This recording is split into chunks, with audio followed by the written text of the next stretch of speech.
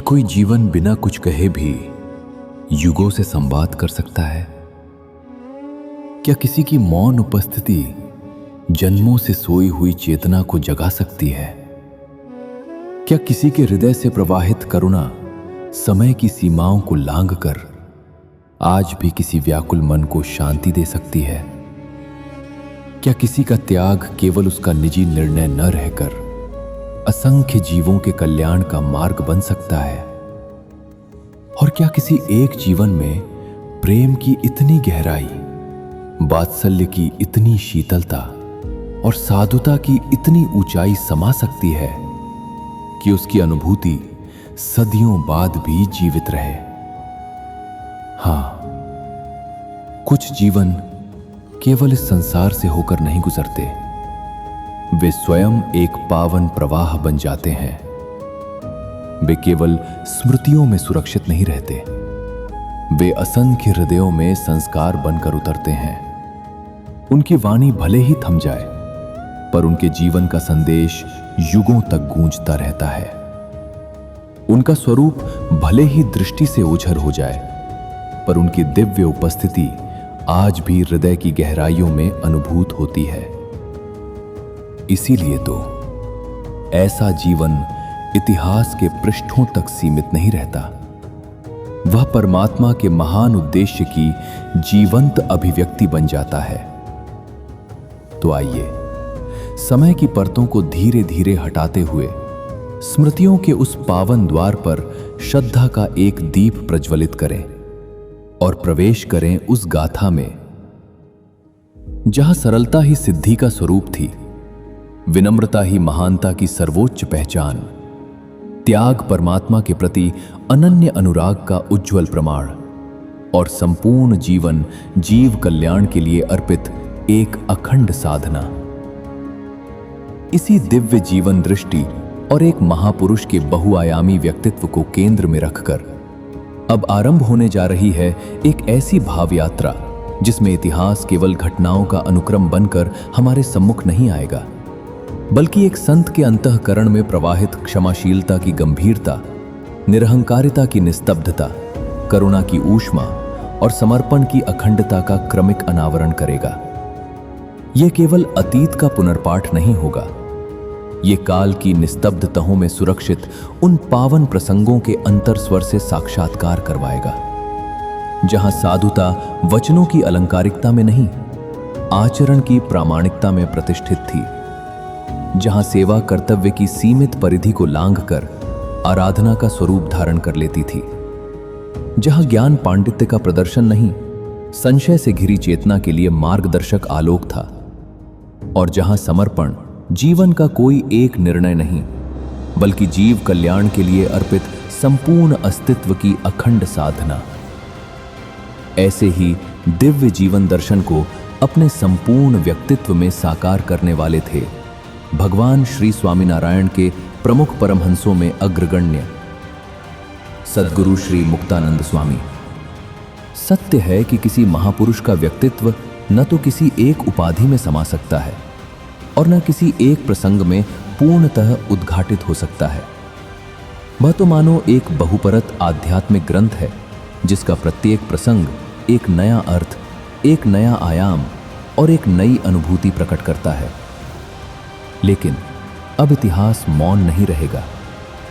काल की परतों में सुरक्षित वे पावन प्रसंग स्वर, दृश्य और संवेदना ग्रहण कर एक एक करके हमारे सम्मुख सजीव होंगे। तो आइए हृदय में श्रद्धा और प्रेम भाव संजोएं, उस पावन क्षण के साक्षी बने और स्वागत करें एक नवीन, अनुपम और अलौकिक चरित्र प्रस्तुति का, श्री मुक्तमुनि गाथा।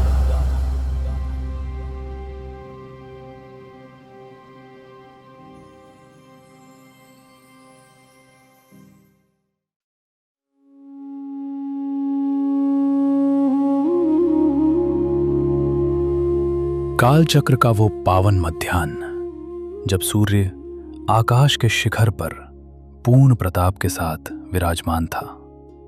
विक्रम संवत 1814 की वो दोपहर कोई साधारण बेला नहीं, बल्कि इतिहास के एक नए अध्याय की साक्षी बनने वाली थी। आज सौराष्ट्र की धरा पर एक परम चेतना का मानवीय स्वरूप में मंगल आगमन होने को था। आज वो पावन भूमि उस महामुक्त के स्वागत हेतु प्रतीक्षारत बन चुकी थी।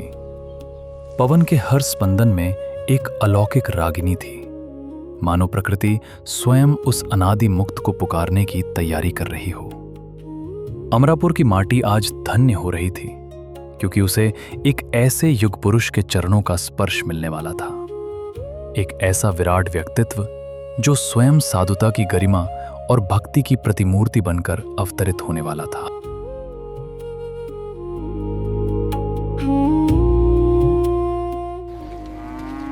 माधव यारा, दोपहर के इस पहर में तो सूरज आग उगलता है, पर आज ये हवा इतनी शीतल और सुखद कैसे हो गई, जैसे सावन की ठंडी फुहार चल रही हो। और जरा इन पक्षियों को तो सुनो। दोपहर में तो ये शांत होकर घोंसलों में छिप जाते हैं, पर आज ये ऐसे चहक रहे हैं मानो किसी का स्वागत कर रहे हों। और हवा में ये चंदन जैसी सौरभ, इस सूखी माटी से ऐसी सुगंध न जाने क्यों आ रही है। अरे सुनो, ये शंखनाद कैसा? इस भारी दोपहर में मंदिर का द्वार तो बंद रहता है, फिर ये दिव्य ध्वनि क्यों गूंज रही है? चलो गोपाल, विलंब मत करो, स्वयं चलकर देखते हैं। निश्चित ही कोई अनोखी और शुभ घटना घटी है।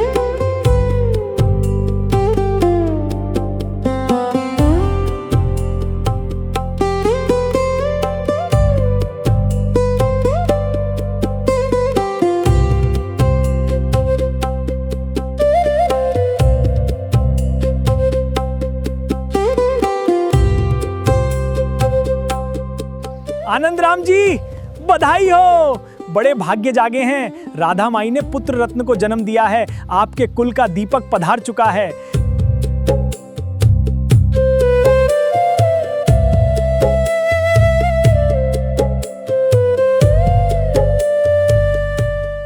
हे प्रभु, आज मेरा जीवन धन्य हुआ। आपकी करुणा के आगे मैं नतमस्तक हूं। अद्भुत! इस बालक के दर्शन करते ही मेरे अंतर मन का सारा कोलाहल शांत हो गया है। इसके मुख पर कितनी गहरी शांति और अलौकिक तृप्ति है। अद्भुत, अद्भुत! अरे आनंद राम जी, बधाई हो, बधाई हो। आज आपका परिवार धन्य हो गया है। देखो तो सही, इस बालक के भाल का ये ओज और ये स्थिर नयन स्वयं गवाही दे रहे हैं कि ये कोई साधारण जीव नहीं, बल्कि एक अलौकिक मुक्त पुरुष हैं। लगता है इनका अवतरण संसार को मुक्ति का मार्ग दिखाने के लिए हुआ है।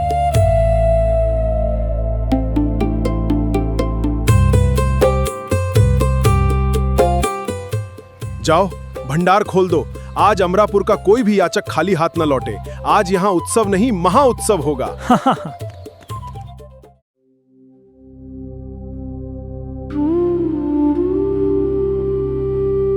समय ने अपनी मंद गति से 1 मास का चक्र पूर्ण किया और वो नियत घड़ी आ पहुंची जब माता पिता उस बालक को लेकर अमरेली की ओर प्रस्थान कर गए। गंतव्य था संत गुरु मूलदास जी का पावन आश्रम।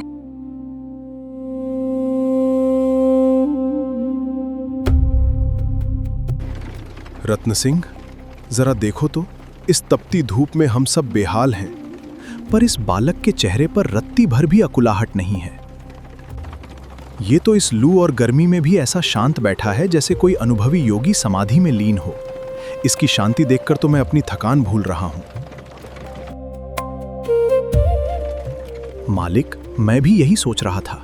इस बालक के चेहरे पर एक गजब की गहराई है। इसे देखकर ऐसा लगता ही नहीं कि ये कोई एक नन्हा सा शिशु है। ऐसा लगता है जैसे कोई बहुत बड़ा महापुरुष, जैसे कोई सिद्ध योगी हम पर अपनी कृपा बरसा रहा हो। पतिदेव, सुनिए तो, अब कितनी दूर है गुरुदेव का आश्रम? न जाने क्यों, किंतु जब से गुरुदेव ने पत्र में लिखा था कि हमारे संतान के 1 मास पूर्ण होने पर उनके पास ले आए, तब से मेरी उत्सुकता दिन प्रतिदिन बढ़ती ही जा रही थी। आज गुरुदेव से मिलकर बहुत आनंद होगा।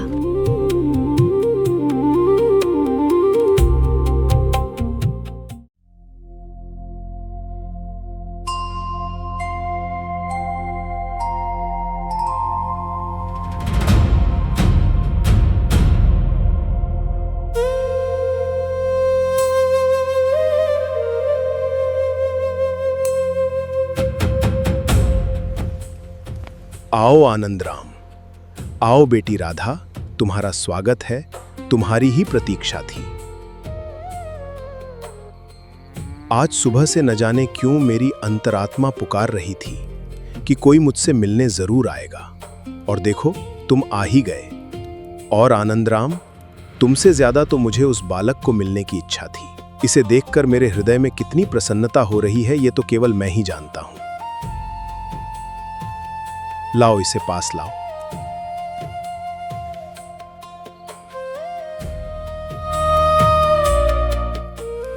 गुरुदेव, आपके दर्शन से हम और हमारा बालक दोनों धन्य हो गए। आज हमारे जीवन में जो भी खुशहाली है, सब आपके आशीर्वाद से ही है। इसीलिए प्रभु की दी हुई इस अनमोल सौगात को हम आपकी शरण में ले आए।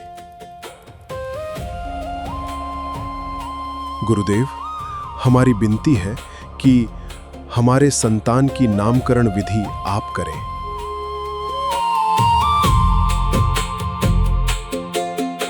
हे प्रभु, आज मेरी वर्षों की तपस्या सफल हुई। ये बालक, इतना नन्हा सा स्वरूप और कितनी विराट चेतना, ये तो साक्षात एक अनादि महामुक्त है। मैं देख पा रहा हूं इसके माध्यम से असंख्य आत्माएं परम सुख की प्राप्ति करेंगे। धन्य है, धन्य है।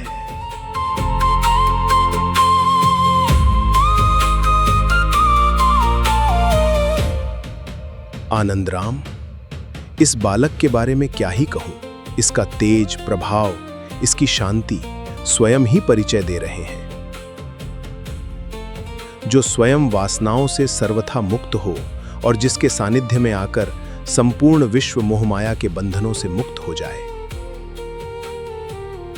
उसका नाम भी वैसा ही होना चाहिए। आज से इसका नाम है मुकुंद। मुकुंद, मुकुंद, मुकुंद, मुकुंद, मुकुंद।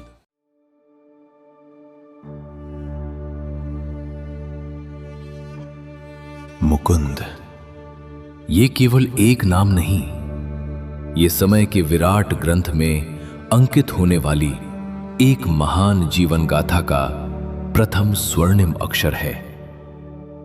नाम तो मिल चुका था, पर उस नाम के पीछे छिपा रहस्य, उसका खुलना अभी शेष है।